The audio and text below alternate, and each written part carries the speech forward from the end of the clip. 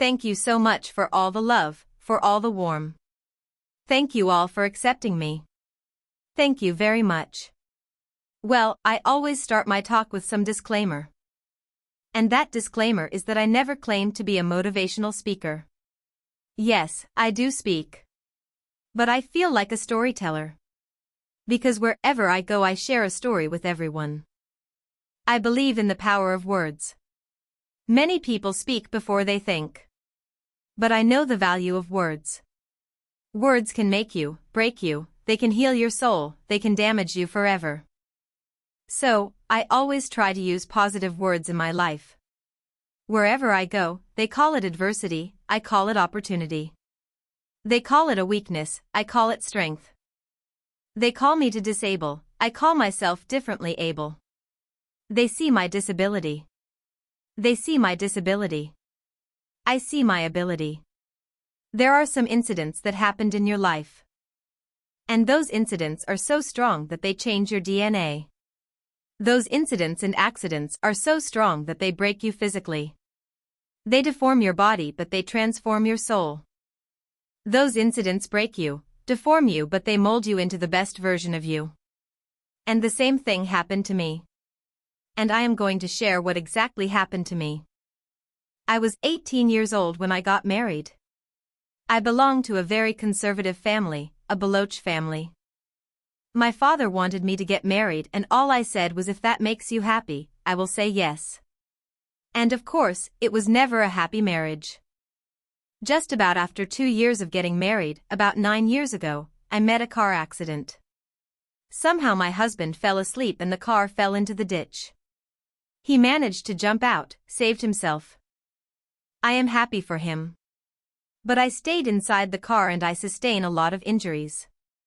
My right arm was fractured, wrist was fractured, shoulder bone and collarbone was fractured. And because of the rib cage injury, lungs and liver were badly injured. I couldn't breathe. I lost urine control. That's why I have to wear the bag wherever I go. But that injuries changed me and my life completely. As a person, my perception towards living my life was the spine injury. My backbone was completely crushed. And I got paralyzed for the rest of my life.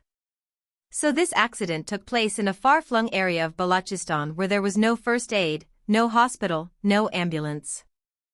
I was in the middle of nowhere. Many people came to rescue. They dragged me out of the car.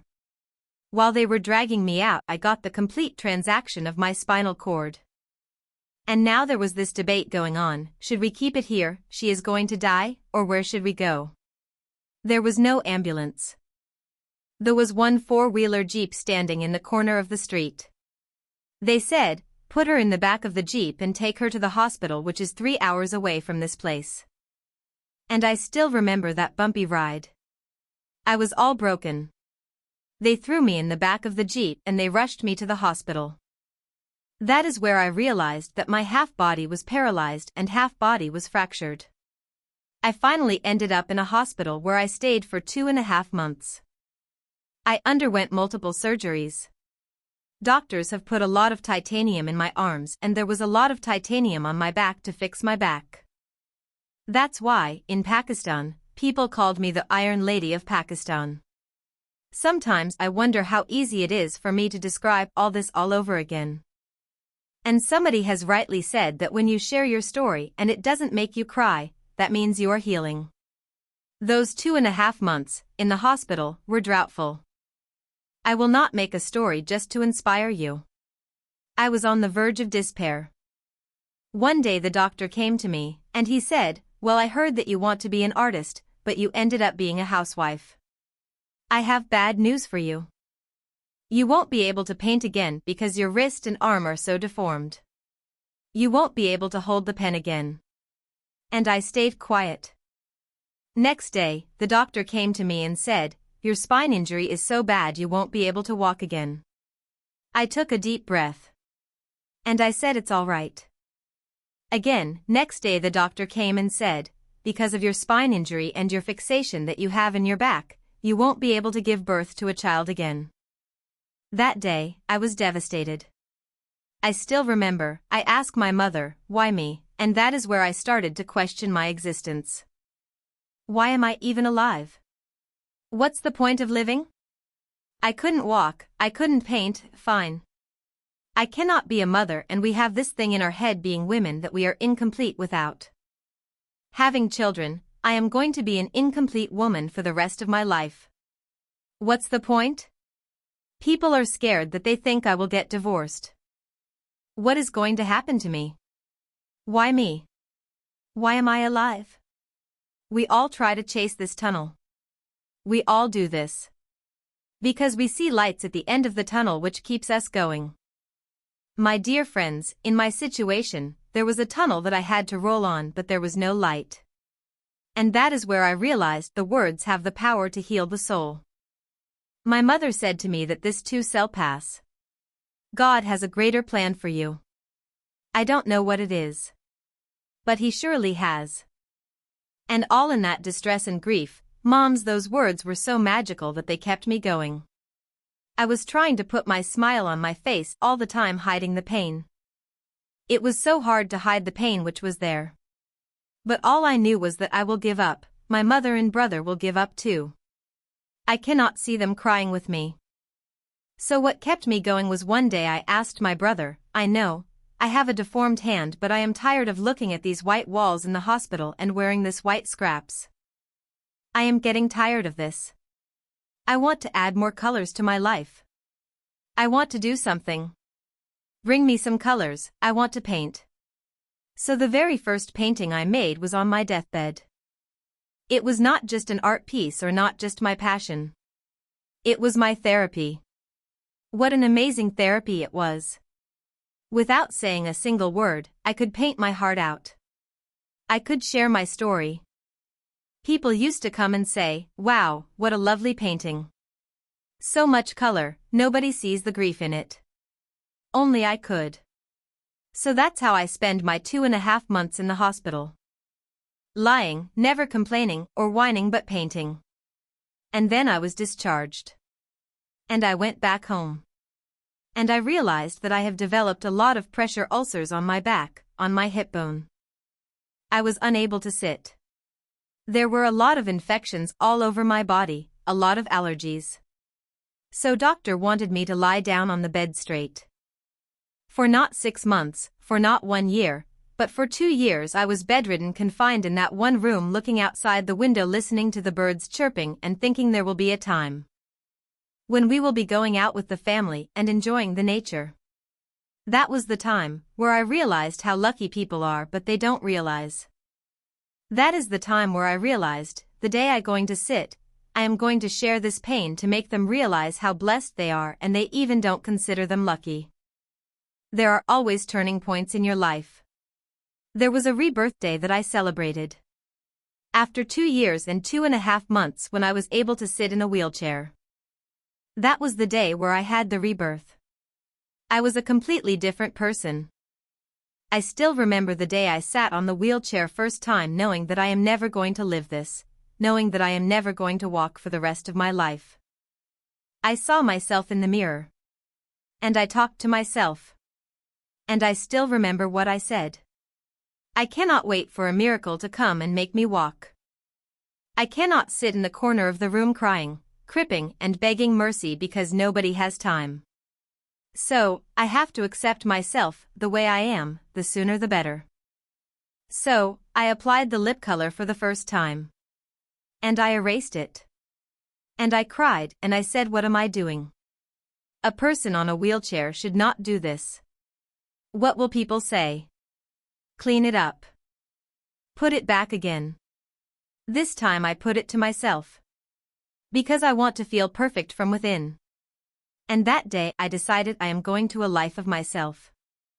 I am not going to be that perfect person for someone. I am just going to take this moment and I will make it perfect for myself.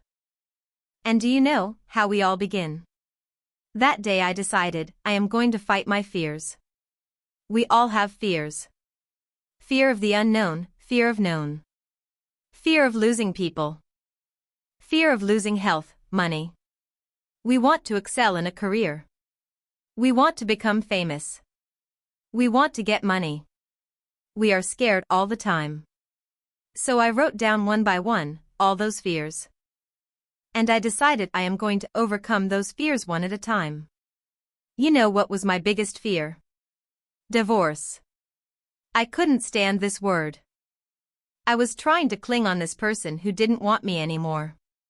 But I said no, I have to make it work. But the day I decided that this is nothing but my fear, I liberated myself by setting him free.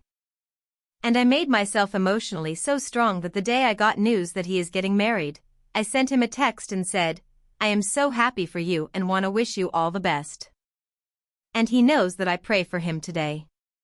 My biggest fear number 2 was I won't be able to be a mother again, and that was quite devastating for me.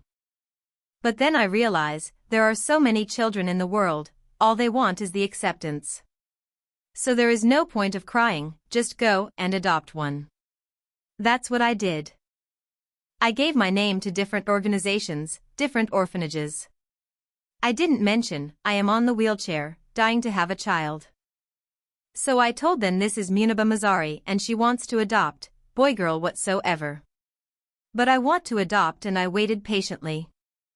2 years later, I got this call from a very small city in Pakistan. They said, are you Muniba Mazari? There is a baby boy. Would you like to adopt? And when I said yes, I could literally feel the labor pain. Yes, I am going to adopt him. I am coming to take him home. And when I reached there, the man was sitting there and he was looking at me from head to toe. Don't judge me, I am in a wheelchair. You know what he said, I know you will be the best mother of this child. You both will be lucky to have each other. And that day, he was 2 days old and today he is 6. You will be surprised to know the bigger fear that I had in me. It was facing people. I used to hide from people. When I was in bed for 2 years and I used to keep the doors closed. I used to pretend that I am not going to meet anyone. Tell them I am sleeping. You know why? Because I couldn't stand that sympathy that they had for me. They used to treat me like a patient. When I used to smile, look at me and said, you are smiling, are you okay? I was tired of this question being asked. Are you sick? Well, a lady at the airport asked me, are you sick? And I said, well, besides this spinal cord injury, I am fine. I guess. Those were really cute questions. They never used to feel cute when I was on the bed. So I used to hide from people knowing that, oh my God, I am not going to see that sympathy on their eyes. It's all right. Today, I am here speaking to all these amazing people.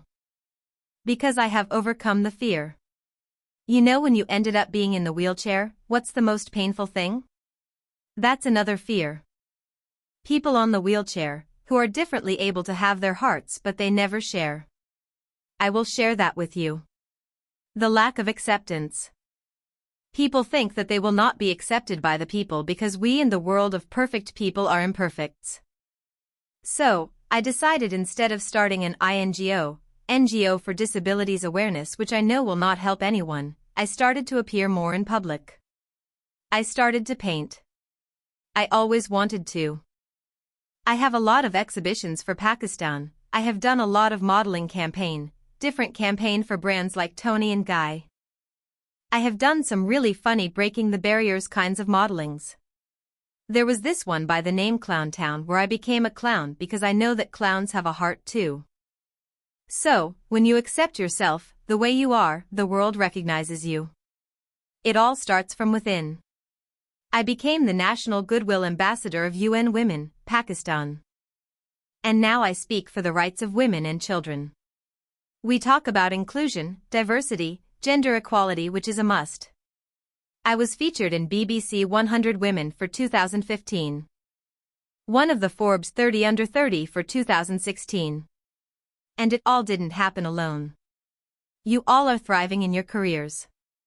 You have bigger dreams and aspirations in life. Always remember one thing, on the road to success there is always we not me. Do not think that you alone can achieve things. No, there is always another person who is standing behind you, maybe not coming on the forefront, behind you, supporting you. Never lose that person. Never. No matter how much I say that I couldn't find a hero. So I became one. I still want to recognize those 3 people in my life who literally changed my life completely, and I get inspiration from them every single day. The women who believe in me even when I was completely on the verge of despair where everybody left, she was there. And every time, I looked at her saying. She used to look at me and said, "It's too shall pass. God has a bigger plan. One day you will say that, oh my God, that is why God has chosen me." She never cried in front of me. She always said that there will be haters, there will be naysayers, there will be disbelievers, and there will be you to proving them wrong. My mother. Whatever I am today, I am nothing without her. I am nothing without her. Thank you, Mama, I wish you were here. Thank you for making me who I am today. You know, what we human beings have a problem. We always expect each from lives. We have this amazing fantasy about life. This is how things should work.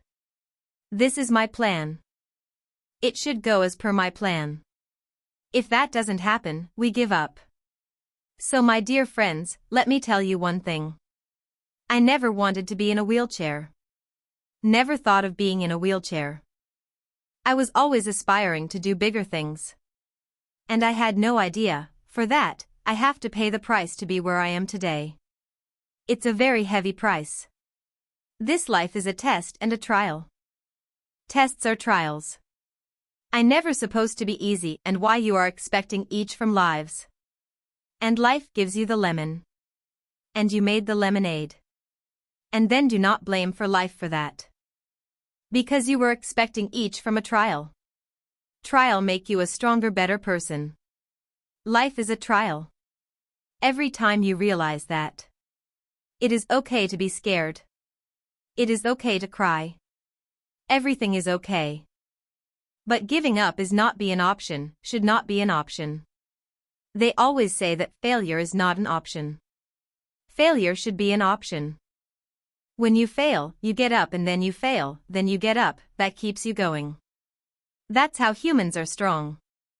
A failure is an option. It should be an option. But giving up is not. Never. We have these things in minds. We call it perfection. We want everything perfect. We want ourselves to be perfect. Perfect life, perfect relationships, perfect career, perfect amount of money that we need to earn no matter what. Nothing is perfect in this world. We all are perfectly imperfect. And that is perfectly all right. That's all right. You were sent here not to become perfect people. Those people who tell you how to look perfect, even those people are imperfect. Trying to fight this fear of looking imperfect. I used to be perfect. I still remember I got this compliments years ago when I used to walk. OMG, look at you, you are so fair, you are tall, you are perfect. Look at me now. Only the perfect eyes can see that. Only the perfect eyes will see that. Only the perfect eyes will see that. So, yes. And all those imperfections, you have to listen to your hearts. You don't have to look good for people. You don't have to be perfect just because other people wanted you to be perfect. If your soul is perfect from within, that's all right. This is all that you want. This is all that you need to be. Our society has made a very weird kind of norms to look perfect in grade. For a man, it's different. For a woman, it's different. We think too much about what people say. We listen to ourselves too little. You know what makes you perfect? When you make someone smile. You know what makes you perfect when you try to do something good for the people around you. You know what makes you perfect? When you feel someone's pain. And how beautiful pain is that it connects with people. No other medium can connect you other but pain. That's why I always say I am in pain. That's a blessing for me. Today, just because I am in pain and I am on the wheelchair, I work for children. Being the head of CSRF of company, we conduct medical camps in far-flung areas of Pakistan where so many kids die because there they don't have medical facilities. And I personally believe that just because they cannot afford to live doesn't mean that we will let them die. So we give them money, we give them medical treatment. We try to heal their wounds, physical and emotional. And I also work for the beautiful people, we call them third gender, the transgender community of Pakistan.